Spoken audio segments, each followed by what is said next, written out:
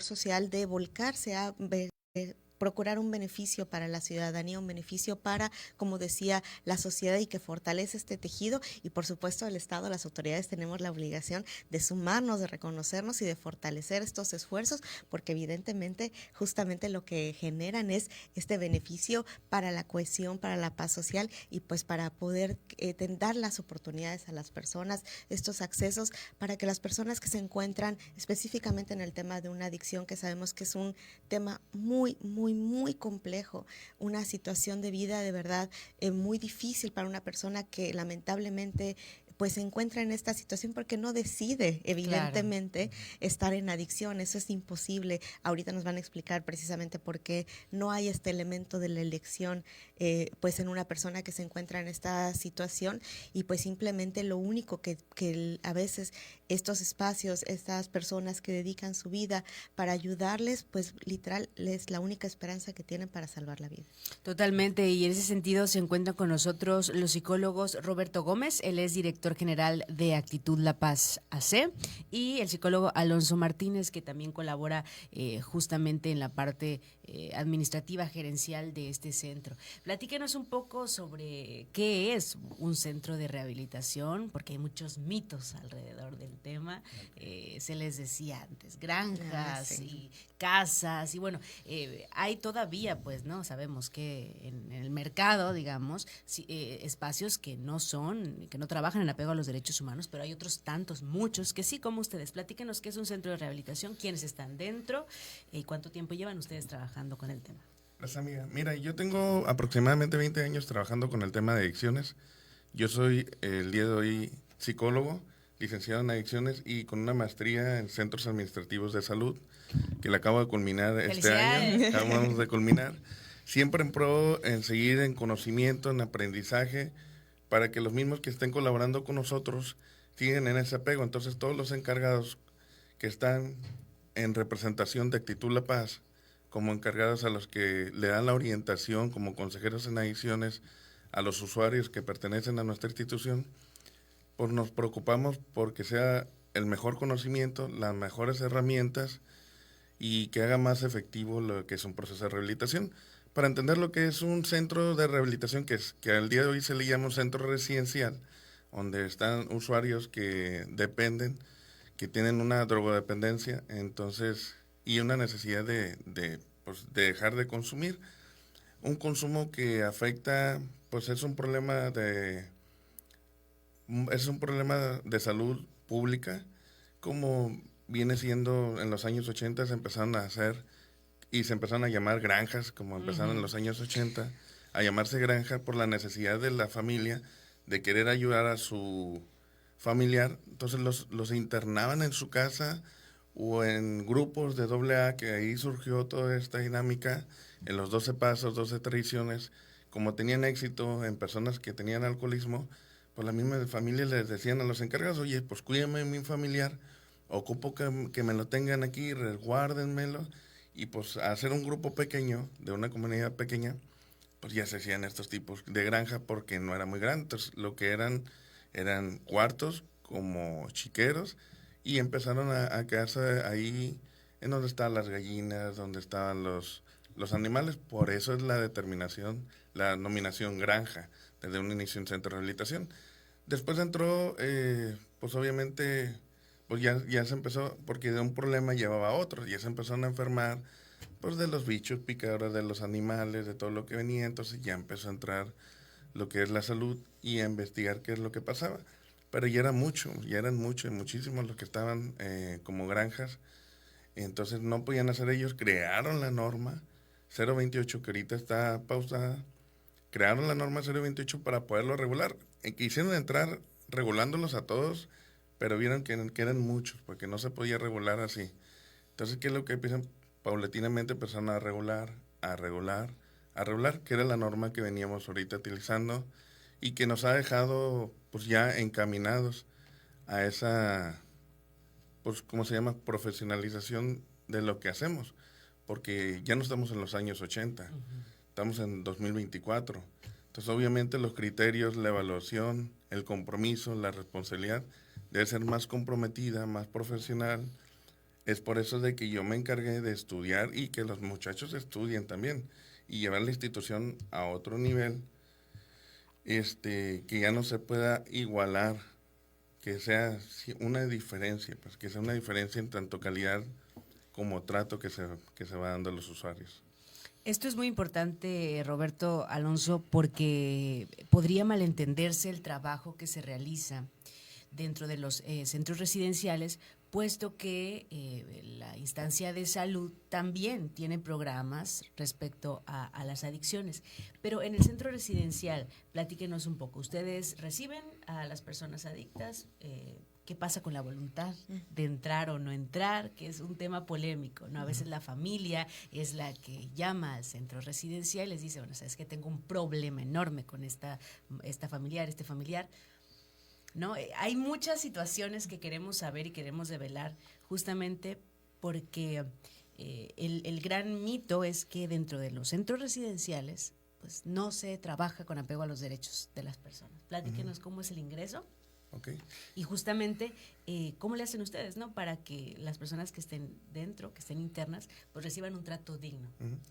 Ahora sí, como recomendación para todas las familias, pues tienen que primero investigar, indagar que este centro esté constitucionalmente bien constituido, que tenga, obviamente, quién está encargado, sus cédulas, si es así, de quién es el médico responsable, quién es el director responsable, quiénes son los psicólogos responsables, quiénes manejan el área de enfermería.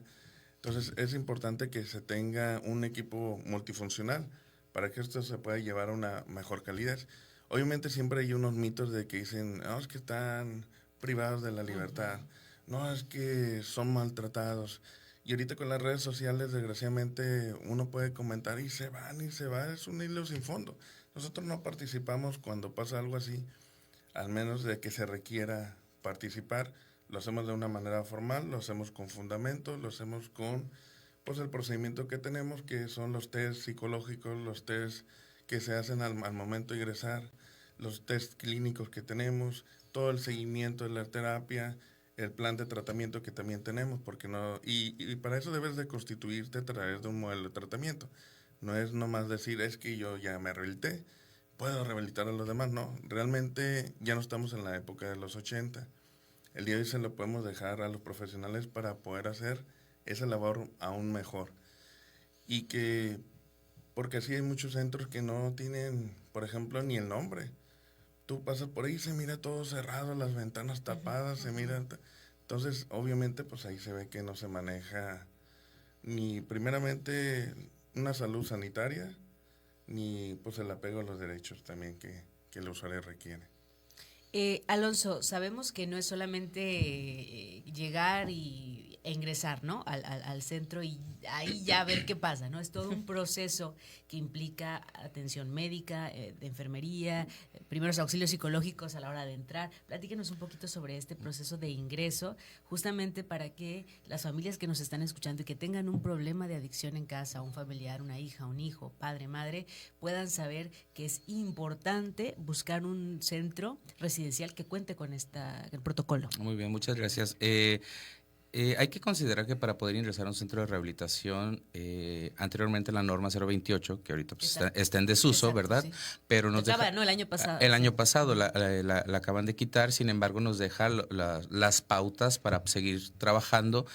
Marca 3 tipos de ingresos, ¿no? Que es el voluntario, que la persona, el usuario, el adicto, va por su propia voluntad, el involuntario y el obligatorio. Pues el voluntario ya lo sabemos, ¿no? Es porque yo quiero ir, yo estoy en la disposición y entro por mi propio pie. El involuntario nos marca que es cuando la persona o el adicto está en riesgo su vida, es un riesgo latente para su integridad física y también para la integridad de los demás. Entonces ahí es cuando las familias deciden, ¿sabes qué? Es que ya anda agresivo, ya me está robando, ya me lo mandaron a barandilla tantas veces, ahora sí que tristemente la realidad del Estado es me lo van a desaparecer. Ya está en riesgo su integridad. Entonces es ahí cuando se solicita por medio del familiar, pero lleva un proceso.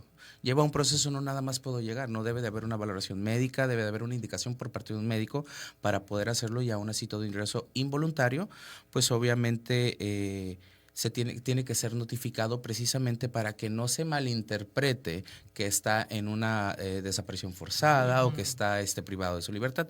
Y el obligatorio, pues la palabra lo dice, ¿no? Es obligatorio, es por una autoridad judicial, el que te dice vas para adentro, ¿no? Una vez que ingresan, pues obviamente en algunos casos, dependiendo del tipo de ingreso, puede haber la voluntad o pues obviamente no puede haber voluntad. ¿Qué es lo que se hace? Se empieza a trabajar primeramente que nada con terapia psicológica, con primeros auxilios psicológicos, hacerle ver a la persona mediante terapias la necesidad que tiene y los problemas que estaba causando a su red primaria, a su red social, a lo que viene siendo su entorno familiar, para que él vaya viendo. Sabemos de antemano que cuando llegan en un estado intoxicado o en una crisis de abstinencia, dependiendo, claro, es imposible.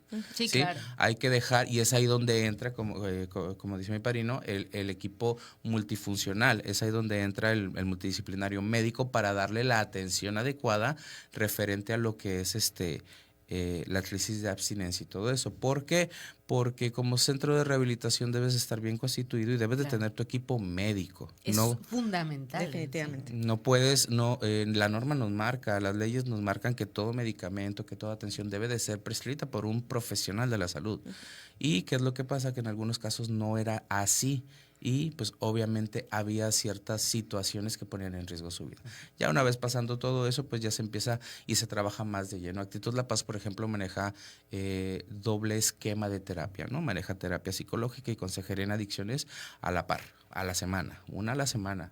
¿Por qué? Porque obviamente hay que ir cambiando pensamientos, sentimientos, emociones y todo lo referente. Esto me parece fundamental, maestra. Cuando regresemos del corte platiquemos sobre todos los derechos que están involucrados justo en este proceso complejo del ser humano y además especificar que la consejería y la terapia pues están avaladas tanto por la red Conocer de la Secretaría de Educación Pública como por supuesto con los profesionales de la salud médica y psicológica. Regresamos, esto es por el respeto de tus derechos.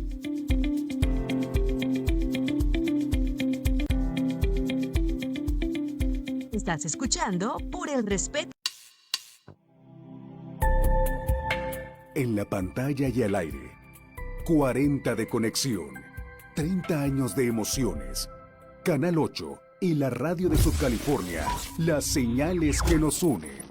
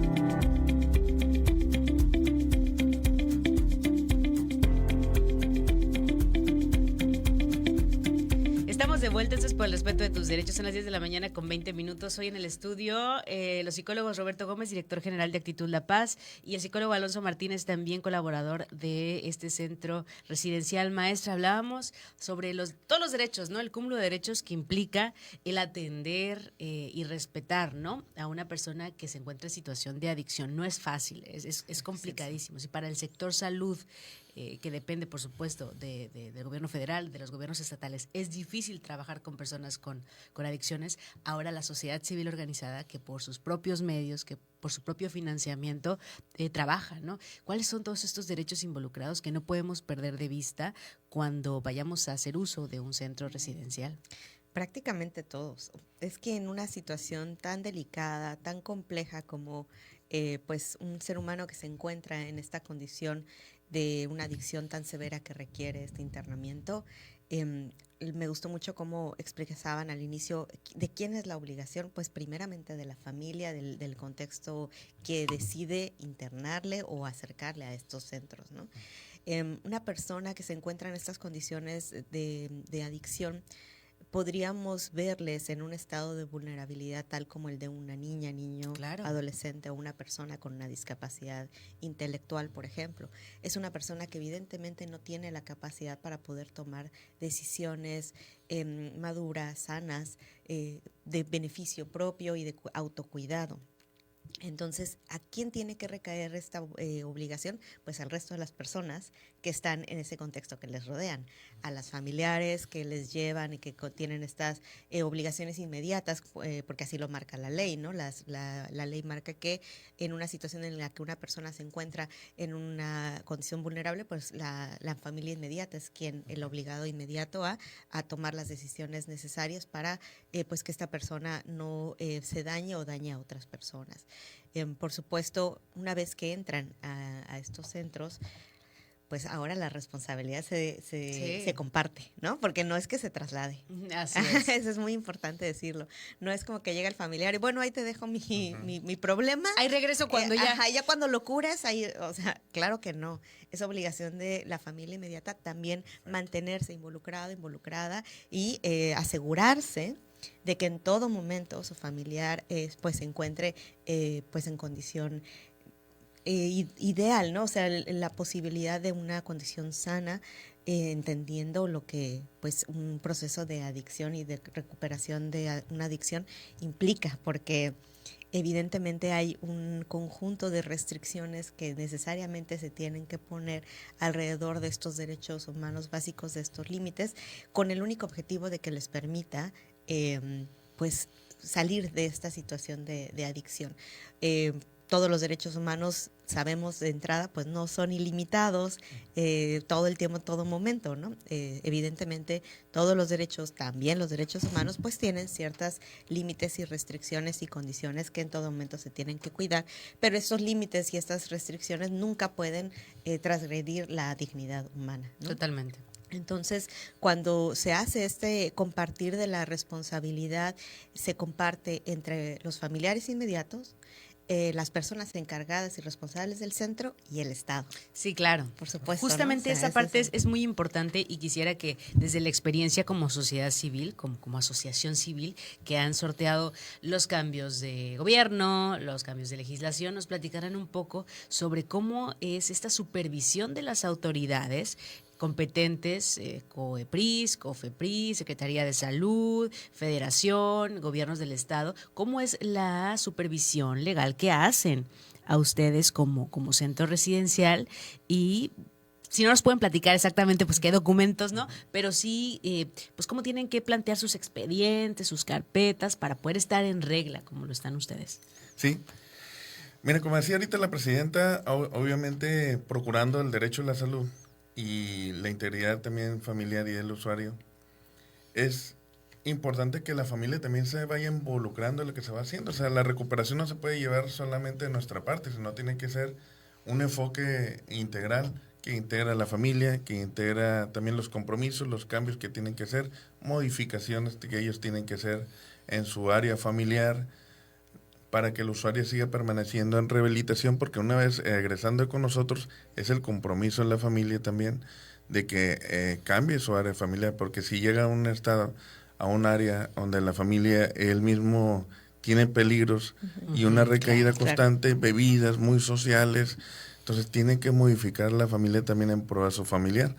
Ahora, como nos viene regulando el gobierno en estos 10 años que nosotros tenemos como Actitud La Paz y que iniciamos, obviamente, en base a la necesidad, como le decía, yo ahorita tengo 20 años yo haciendo esto, pero como Actitud La Paz tenemos 10 años como asociación civil. Vamos regularizando y vamos, obviamente, cambiando los criterios que la misma norma, el gobierno, COFEPRIS, COEPRIS, la Secretaría de Salud, y respetando todo lo que se puede diciendo para sobrellevar toda esta área administrativa también. Porque muchas veces se piensa que simplemente es hacer las cosas, pero no estás mostrando qué es lo que estás haciendo. No tienes una evidencia, Claro. un archivo, un expediente que debe estar obviamente surtido de lo que es el procedimiento de cada usuario en su área personal, obviamente con su confidencialidad de lo que él se maneja, de lo que ahí se maneja, siempre respetando pues la norma 040 también. Esto es muy importante, Alonso, como psicólogo, ¿no? Ustedes reciben casos que yo creo que son extremos, ¿no? Desde quienes han cometido actos ilícitos o delitos, que ya estuvieron privados de su libertad en algún centro de reinserción social, o personas que realmente están muy desgastadas en su salud física, emocional, no se diga. ¿Cuál es el modelo de tratamiento que se sigue para poder brindar esta atención integral? Está comprobado científicamente que el único modelo de tratamiento que sirve para adicciones es el cognitivo-conductual. La terapia cognitivo-conductual, esa es la que nosotros manejamos completamente. El modelo de tratamiento está completamente enfocado en esa porque es la que tiene la evidencia científica, donde hay que cambiar el pensamiento, los detonantes y los sentimientos, ¿no?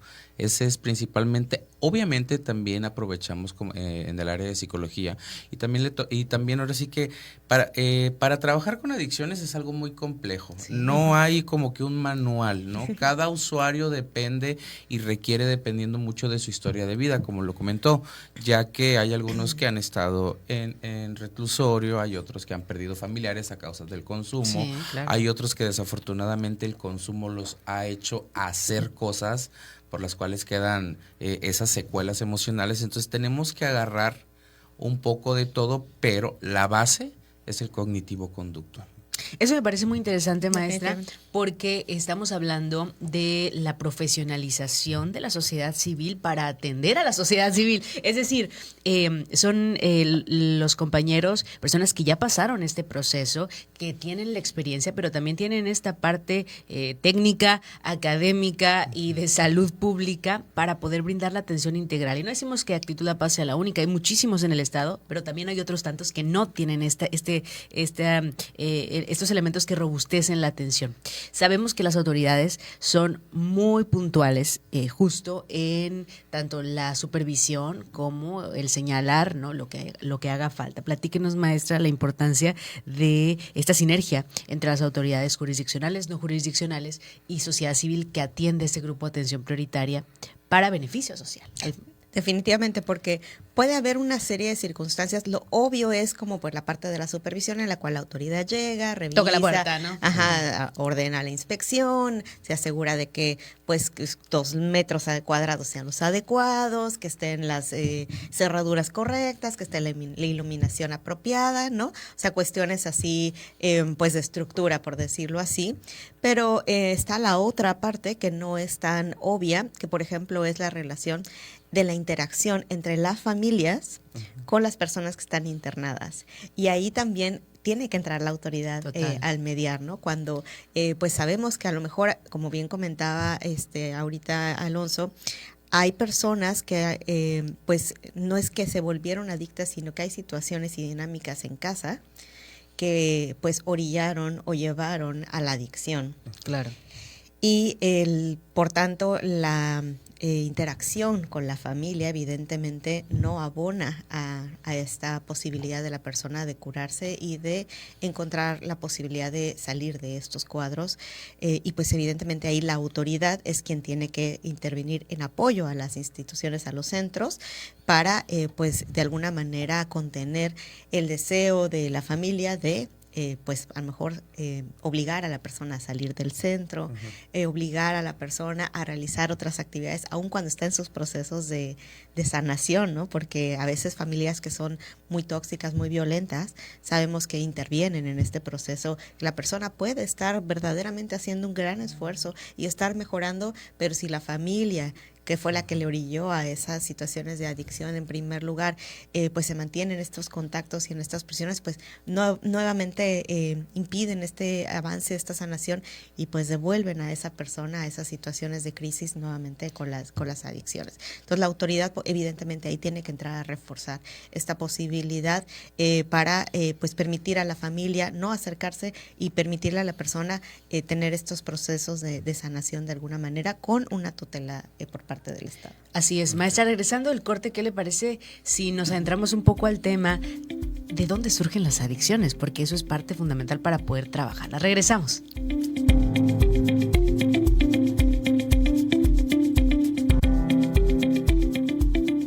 Estás escuchando Por el Respeto de tus Derechos. En la pantalla y al aire, 40 de conexión, 30 años de emociones. Canal 8 y la radio de Subcalifornia, las señales que nos unen.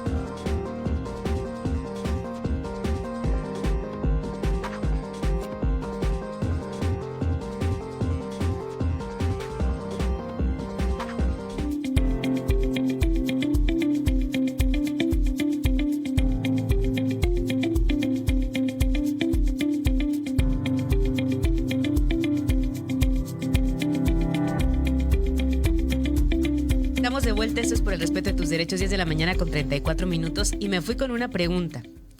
¿Qué generan las adicciones? ¿Qué son las adicciones? ¿Cómo podemos considerar a una persona adicta? Platíquenos, porque mucha gente dice, yo soy adicto al refresco, por no decir marcas, ¿no? Oye, a ver, la palabra adicción tiene toda una connotación y una persona que está en situación de adicción requiere atención integral. Platíquenos al respecto desde esta perspectiva psicológica, social, médica y justamente pues cómo podemos identificar estos comportamientos para buscar la atención pertinente. Ok.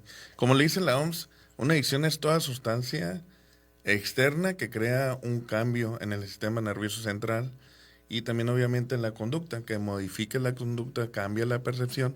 Todo eso es una droga, se le llama una droga, ¿no?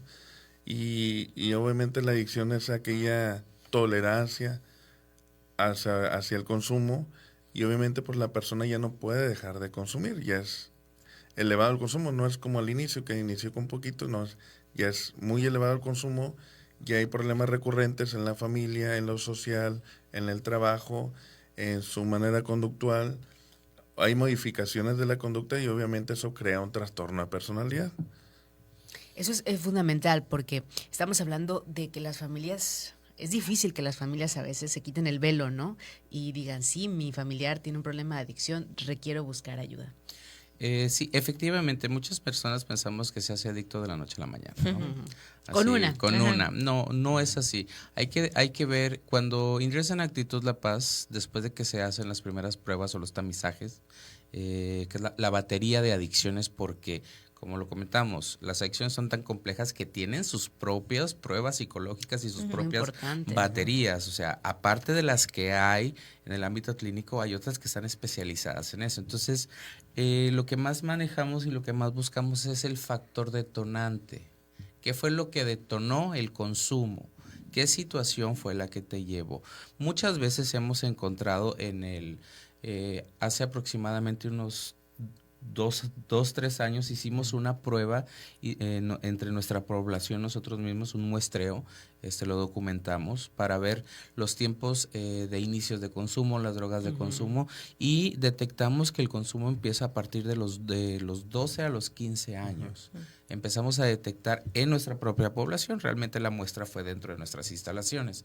Entonces, el factor detonante muchas veces es la presión social, las cuestiones psicoemocionales, pero sobre todo influye mucho el ambiente. O sea, es que en mi casa hay problemas, yo me salgo y donde tengo cavidad, donde tengo esa adherencia, es con esas personas que se drogan y pues yo no quiero verme diferente, ¿no? Pertenencia. Por la pertenencia, la aceptación. Entonces, ya una vez que empieza el consumo, ese factor detonante, ya lo detectamos y pues empezamos a trabajar, ¿no? Muchas veces es la típica, a ver, ¿por qué no, no? O sea, ¿qué van a decir de mí si no tomo? ¿Qué van a decir de mí si no fumo, no? Entonces, se va llevando y obviamente, como lo dice mi padrino, hace tolerancia.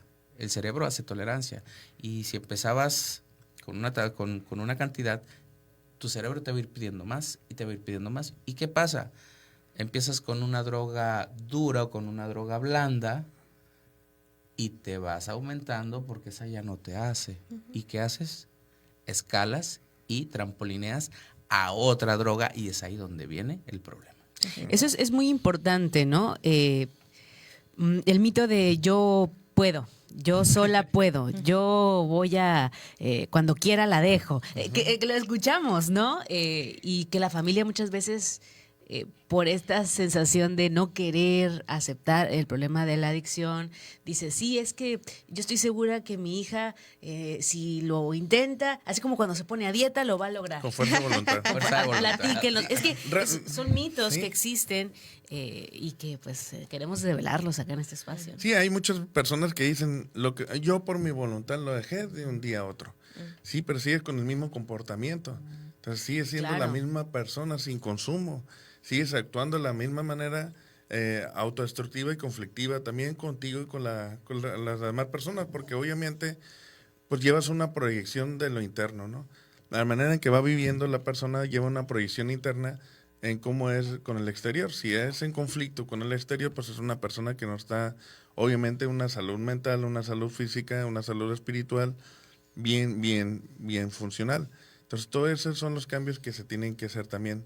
Por eso la fuerza de voluntad se crea a través de una conciencia y esa conciencia se tiene que reforzar porque tú como conciencia sabes que si agarras un sartén caliente te vas a quemar. Claro. Pero obviamente eso no quiere decir que uno tenga un razonamiento bien efectuado y vamos aquí a lo que es la asertividad. Lo que es la asertividad, aprender a ser asertivo entre lo que haces y lo que sabes también.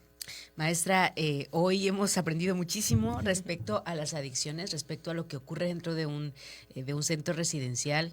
Podría pensarse que uno va, lleva a su familiar y pues los 12 pasos y a través de pláticas, bueno, pero sabemos hoy que requiere todo un equipo multidisciplinario, no solamente lo psicológico, sino lo médico, incluso lo legal.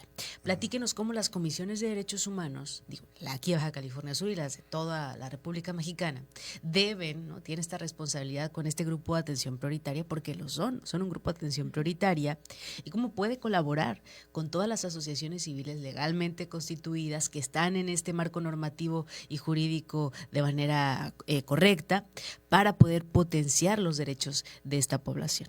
Claro, fíjate que es uno de los puntos que incluso dentro de la Comisión Estatal de Derechos Humanos acá en Baja California Sur, a partir de esta administración hemos estado generando todos estos enfoques y estas alianzas con la sociedad civil organizada para precisamente asegurarnos de identificar cuáles son las necesidades a las que se están enfrentando y pues de esa manera enfocar las acciones de la Comisión Estatal de Derechos Humanos para encontrar soluciones y la posibilidad de evitar que estas situaciones se mantengan. Aparecerán otras, claro. Pero buscaremos que al menos esas pues se vayan solucionando y solventando de una manera más sencilla para beneficio, como decía, generar estos acuerdos entre la sociedad civil, las personas, con las autoridades para pues el respeto y respeto a los derechos humanos que por supuesto la comisión tiene.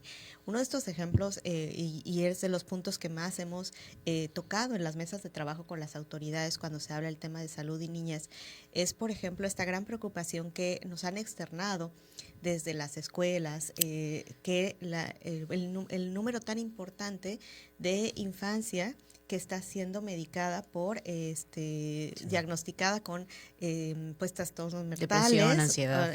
Ansiedad, depresión. Entonces les medican. Y justamente hablando de lo que estaban compartiendo aquí en la mesa, pues las edades en las cuales inician las adicciones, pues entonces si uno suma 1 más 1 le va a terminar dando 2, ¿no? Entonces, por eso es tan importante que las familias no se vayan por lo fácil, especialmente cuando se trata de lidiar con las personas adolescentes que tenemos en casa. Exacto. Pues que, se pone muy difícil, vamos a llevarlo a un doctor que ya me dijeron que le va a dar una pastilla y con eso ya se va a tranquilizar, sin ponerse a identificar lo que esa pastilla en ese adolescente va a terminar repercutiendo y lo que va muy probablemente terminar siendo en una adicción, porque si una persona, en lugar de estar enfocándose en generar herramientas como la meditación, como el autocontrol, pues que no tienen que ver con una pastilla, ¿no? Para poder lidiar con la frustración, con la inseguridad, con pues todas las emociones que implican la adolescencia, ¿verdad? Intensamente 2 próximamente. Al cubo.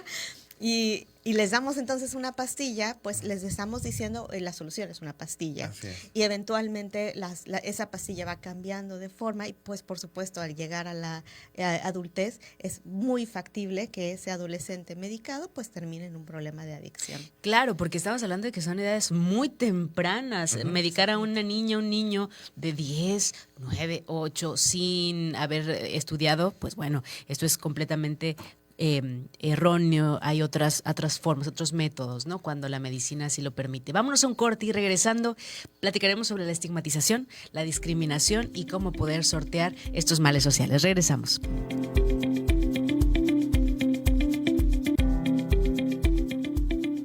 Estás escuchando Por el Respeto de tus Derechos. En la pantalla y al aire, 40 de conexión. 30 años de emociones. Canal 8 y la radio de Subcalifornia. Las señales que nos unen.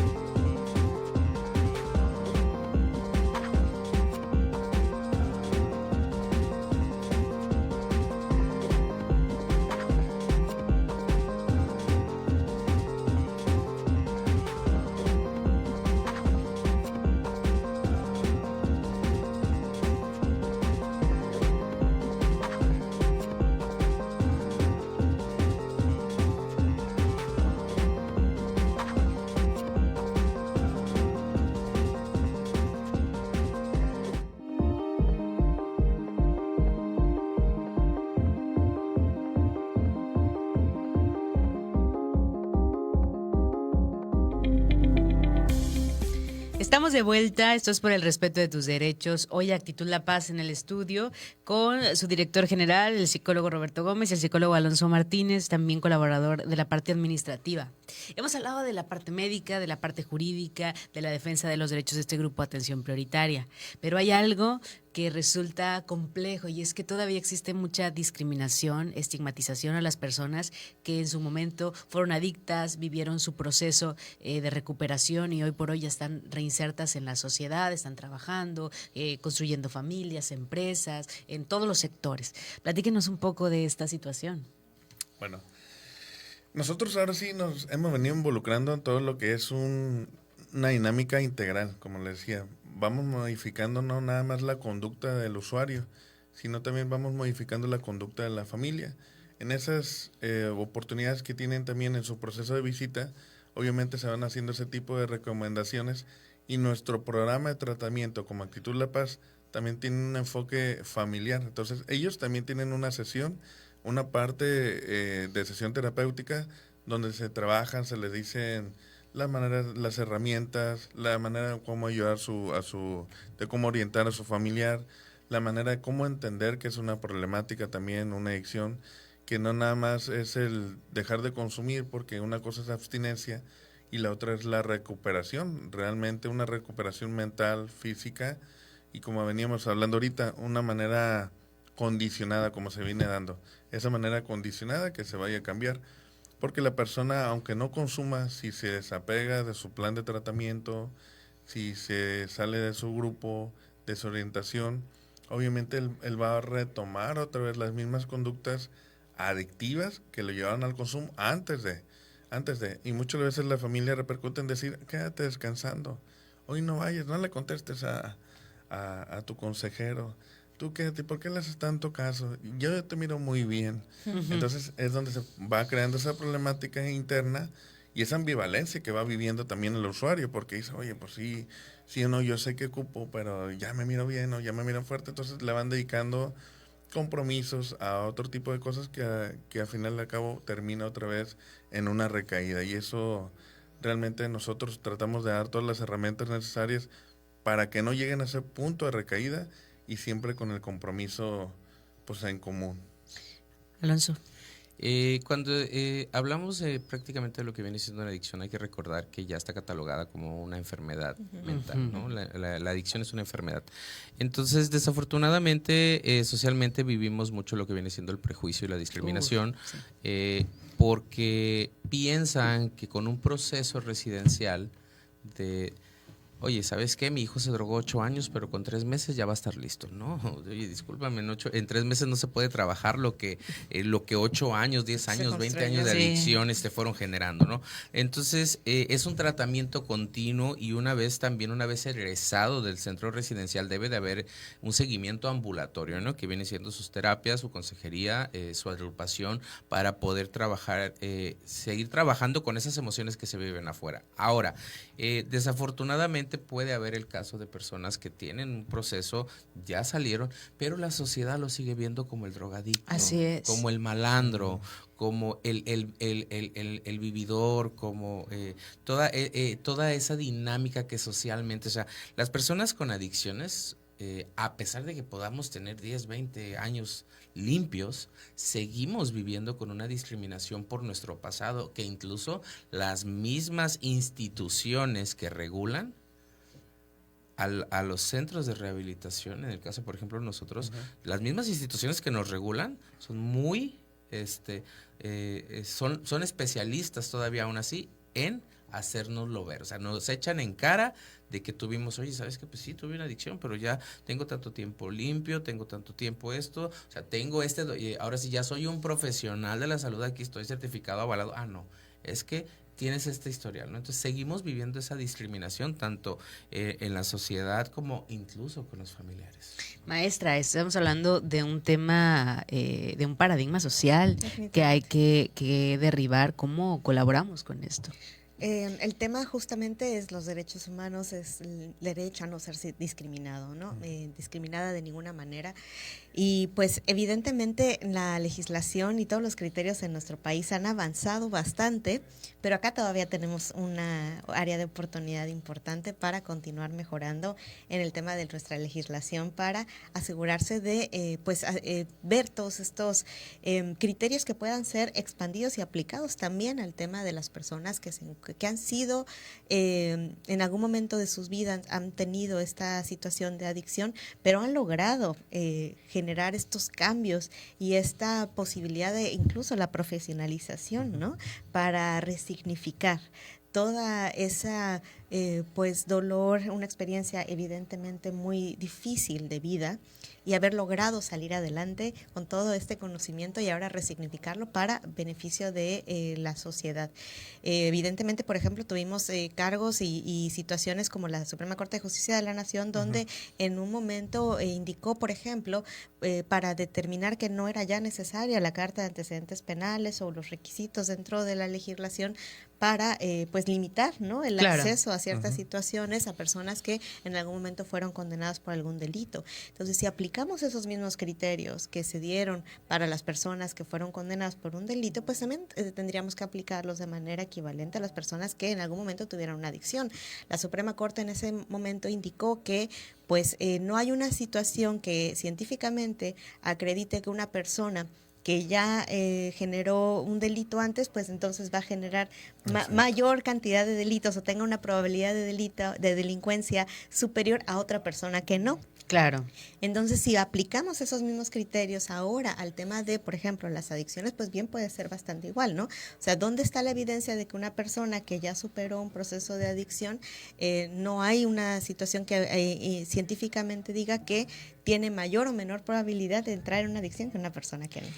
Maestra, un tema muy interesante que por supuesto involucra a la Comisión Estatal de los Derechos Humanos, a la sensibilización, a la capacitación, a la sociedad civil legalmente constituida a través de estos grandes esfuerzos que hacen para seguir trabajando, para administrar centros residenciales y sobre todo hacerlo en el marco de la ley y en apego a los derechos humanos. Muchas gracias a Actitud La Paz, Roberto Gómez, Alonso Martínez, psicólogos y director general y por supuesto colaborador del área. Gracias, maestra Charlyn Ramos. Nos escuchamos el próximo martes en punto de las 10 de la mañana. Yo soy Vero Galindo, que tengas un excelente día, más que tengas una excelente vida. Hasta la próxima.